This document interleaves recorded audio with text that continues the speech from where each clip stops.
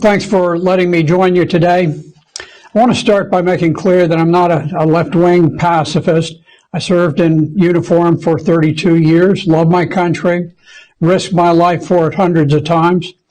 I flew 269 combat missions as a Marine helicopter pilot, and my aircraft was hit by ground fire on 4 flights. I volunteered for ground combat with the 1st Marine Division and made 70 bloody combat patrols. I was wounded. My radio men were both killed fighting beside me as we tried to rescue a surrounded Marine outpost. So I first served as a Marine Corps pilot and then later as an Army lawyer. I retired as chief of the Criminal Law Division at the Pentagon, testifying before Congress, preparing executive orders for the President, and advising the Senate Armed Services Committee on issues of national concern. Later, I was a conservative voice in the Virginia House and Senate for a period spanning 2 decades. Let me start right off by saying that I believe that Ukraine has lost the war. Now, of course, the war is not over, but it is lost. Let me show you why. This has become an artillery duel. Russia fires 50,000 shells a day, 10 times more than Ukraine. The Washington Post says that Ukraine is almost completely out of ammunition, and there are no replacements for its Soviet-era ordnance. On June 10th, the Post reported that Ukraine is suffering 1,000 casualties a day, including 200 killed. The rate of casualties has doubled in just 3 weeks. Let's put that in perspective. Vietnam was America's last truly bloody war. We lost 60,000 men in 10 years. That's about 6,000 killed every year. With a much smaller population, Ukraine is losing 6,000 soldiers killed every month. This is a casualty rate 12 times higher than we suffered in Vietnam. But you have to then look at the populations of both countries. Before the war broke out, Ukraine had 43 million people, but with refugees, it's down to just 38 million today. The U.S. population during Vietnam numbered about 200 million. So our population was roughly 5 times larger than Ukraine's. This, on a per capita basis, this means that their casualty rate is roughly 60 times greater than the U.S. suffered during the very bloody war in Vietnam. Ukrainians have fought with courage, but no nation can sustain such casualty rates for long. Ukraine is finished. On June the 12th, yesterday, NATO Secretary General Jens Stoltenberg all but admitted that Ukraine would soon be forced to sue for peace. He said, "The only question is what price are you willing to pay for peace? How much territory, how much independence, how much sovereignty are you willing to sacrifice for peace?" Stoltenberg's remarks suggest that NATO recognizes that the war is lost. It's now become an unpleasant distraction that simply needs to be wrapped up as far as NATO is concerned. The sanctions war has failed. The entire financial might of the Western world was unleashed against Russia. The Biden administration swore that the Russian ruble would be crushed into dust. They boasted of destroying the Russian economy and inspiring a revolution. They would create such hardships that Russia would revolt and overthrow their president. But today, the ruble is stronger than before the war. This year, it has been the strongest of all currencies. Russian inflation peaked around 15% and is expected to subside. But as their inflation tops out, Europe's and America's has just begun skyrocketing dangerously. Even this morning, the price of Bitcoin dropped 5,000 points in just overnight. The stock market is becoming extremely erratic and rocky. Biden's attempt to strangle Russian trade has failed. Far from blocking their trade with other nations, The Economist reports that Russia is generating a record trade surplus with $1 billion a day flowing in from oil and gas. Russia's $250 billion trade surplus more than doubled its surplus in the year before the war. Despite sanctions, Russia has forged stronger ties with China, India, South Africa, Iran, Brazil, Saudi Arabia, all of which continue trading at enhanced levels with Russia.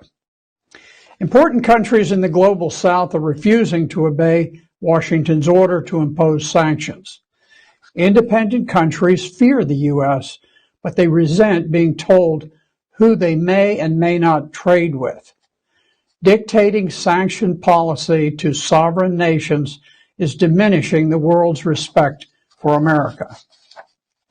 From the outset of the war, Russians have never experienced shortages of food, housing, heating, fuel, or gasoline.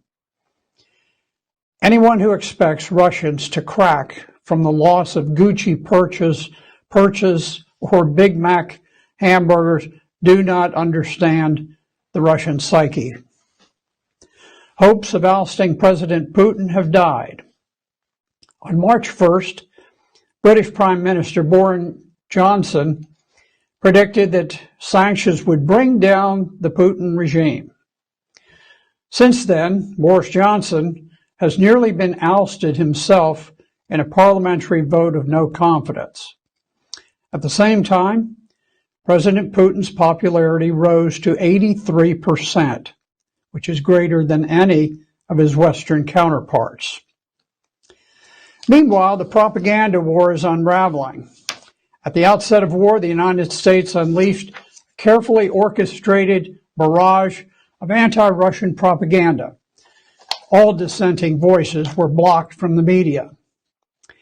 Western media breathlessly reported the dramatic exploits of someone called the Ghost of Kiev, a pilot so skillful that he shot down an incredible 40 Russian jets before heroically dying in battle. But the Ghost of Kiev was a complete hoax. He was a media concoction, a fiction, a fraud who never existed at all. There was another important false report about Ukrainian border guards trapped by the Russian Navy on Snake Island. Ukraine reported that they refused to surrender, cursed their tormentors, and fought to the death. Zelensky even announced that they would each receive the nation's highest honor, the Hero of Ukraine. But this too was a fraud and a hoax. Those guards facing Russian warships actually did the sensible thing and surrendered without a fight. They were taken unharmed aboard a Russian vessel and returned to Ukraine as part of a prisoner swap. Ukraine's use of concocted stories like these puts into question not only those reports, but others claiming war crimes or battlefield victories. Yet until recently, the U.S. and NATO unquestioningly cited inaccurate Ukrainian assessments of the war. Recently, however, news outlets have begun acknowledging the possibility of a Ukrainian defeat. On June 10th, Newsweek reported that even the deputy head of Ukrainian military intelligence has admitted that Ukraine was at risk of losing the war to Russia. The first cracks are forming, and soon the world must come to grips with reality. The war is lost. Americans are also losing interest in the war. On June the 13th, the British outlet, The Express, reported a poll showing that Americans think that the shortage of baby formula is 5 times more important than the war in Ukraine. Only 5% of the population see Ukraine as a top priority, compared with 36% who worry about inflation, the economy, and jobs. 5% now believe that sanctions have hurt the U.S. more than Russia. Americans are fickle, and they have moved on. Europe's the big loser in the war. U.S. sanctions blocked Europe from using reliable, low-cost Russian gas and oil. We forced them to import costly liquefied natural gas from America. U.S. sanctions have battered Europe, which relies heavily on imported Russian commodities and fuel. America's infatuation with alternative energy has, over years, compelled Europeans to rely on undependable solar and wind power. Restricting access to Russian oil and gas makes the coming winter a time of great peril for Europe. One key U.S. military objective has always been to block Germany from opening its vital Nord Stream 2 natural gas pipeline. That pipeline was built by several countries over a span of 11 years. It was intended to double the gas flow to Germany and the rest of Europe and to guarantee their energy security. But after spending a fortune on the pipeline, the U.S. has rendered the massive project useless in order to shift the market to American liquid natural gas. Actions like these show that Europe no longer enjoys full sovereignty. It is now subordinate to the whims of London and Washington. Before the war, Europe operated with moderate defense budgets. Russia was no threat, and China was an important trading partner. Secure with its neighbors, Germany chose to maintain just 200 operational tanks. But war hysteria has forced Germany and other NATO countries into an unnecessary arms race that will impose enormous increases on European defense costs for many years. Ironically, the march to war has effectively subordinated the European Union to NATO, thus restoring Great Britain to its position of dominance over continental Europe despite Brexit.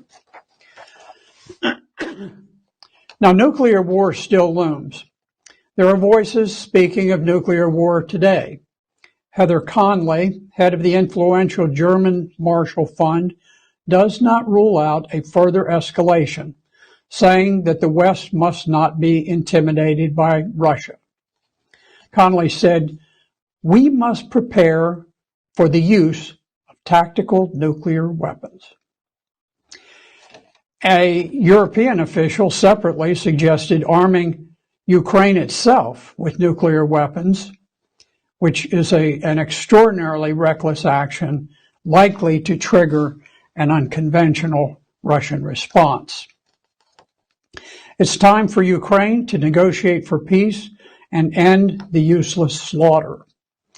Perhaps it could propose a framework reminiscent of the highly successful Austrian State Treaty of 1955, which saw the Soviet Union and Allied powers withdraw their forces from Austria in exchange for Austria amending its constitution to make it forever a neutral, non-aligned nation and forbidding foreign troops from ever setting foot in Austria again. Ukraine could adopt similar provisions. NATO should consider a separate treaty designed to make Ukraine a permanent nuclear buffer zone between East and West. By agreeing that Ukraine would never be admitted to NATO, it could permanently reduce regional tensions and significantly reduce the risk that either side might accidentally trigger a deadly nuclear incident. By acting before its defensive lines collapse, Ukraine could demand control over coastal areas surrounding the port of Odessa. It could insist on controlling all of Kiev on both sides of the Dnieper River, and it might insist that Russia withdraw any troops west of that river. Obviously, control of many other areas must also be negotiated. But this might be a starting framework for peace. That concludes my remarks today. I'm very grateful to Schiller Institute for the effective efforts they've taken at promoting peace and for preempting the insane drive towards nuclear war. Thank you.